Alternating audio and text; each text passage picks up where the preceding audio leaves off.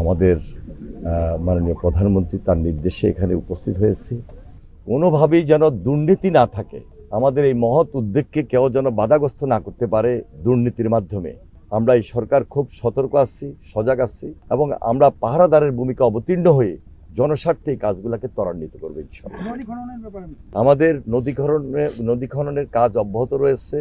যেখানে নাই সেখানে নতুন প্রকল্প, নতুন উদ্যোগ গ্রহণ করে এই সুবিধাটুকু আমরা যেন আমাদের সাধারণ মানুষের দোরগোড়ায় নিয়ে যেতে পারি, মানুষের পাশে নিয়ে যেতে পারি, সেই জন্য আমরা খুব অ্যাক্টিভ আছি এবং দায়িত্বশীল অবস্থা থেকে আমরা এই কাজগুলোকে সম্পন্ন করছি এবং করব। তদারকি করছি যে কিভাবে আমাদের এই অঞ্চলে সেচের মাধ্যমে আমরা বিশেষ করে জুন পর্যন্ত সবচেয়ে সুস্বাদু হালিম রাঁধুনি হালিম, হালিম হোক রাঁধুনি হালিম। শুকনো মৌসুমে মানুষকে সবচেয়ে বেশি উপকারটা দিতে পারি এবং এই উপকারের কারণে প্রচুর পরিমাণে এখানে উৎপাদিত যে শস্য, বিশেষ করে ধান, আমাদের কাজের চেয়ে বেশি আমরা এখানে উৎপাদন করতে পারি। এই উৎপাদনটা কন্টিনিউ করার জন্য আমাদের এই বাঁধটা খুবই জরুরি।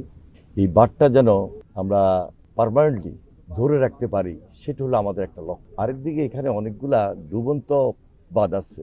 এই ডুবন্ত বাঁধগুলা প্রতি বছরই রিপেয়ার করতে হয় এবং এই রিপেয়ার করার কারণে আমাদের এই অঞ্চলে উৎপাদিত শস্য অনেক বৃদ্ধি পাচ্ছে এবং বাংলাদেশের যে খাদ্যে একটা স্বয়ংসম্পূর্ণতা অর্জনের ক্ষেত্রে এটা সহায়ক ভূমিকা রাখছে এই অঞ্চল।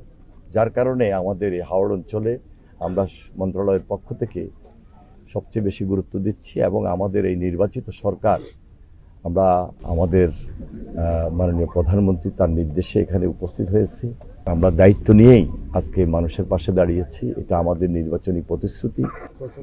আমরা প্রতি বছর যেন এই কাজগুলা খুব সুন্দরভাবে হয় এবং সম্পূর্ণভাবে দুর্নীতিমুক্ত আমাদের এই অঞ্চলটা যেন থাকে, সেই দিকে আমাদের সবচেয়ে বেশি নজর। যে কথাটি আপনি বলছিলেন, প্রায় যে এই সমস্ত বাদ দিতে গেলে অনেক দুর্নীতি এখানে ছড়িয়ে পড়েছিল, এটা যেন ভবিষ্যতে না হয় সেখানে আমরা জিরো টলারেন্স নিয়ে আসার চেষ্টা করছি।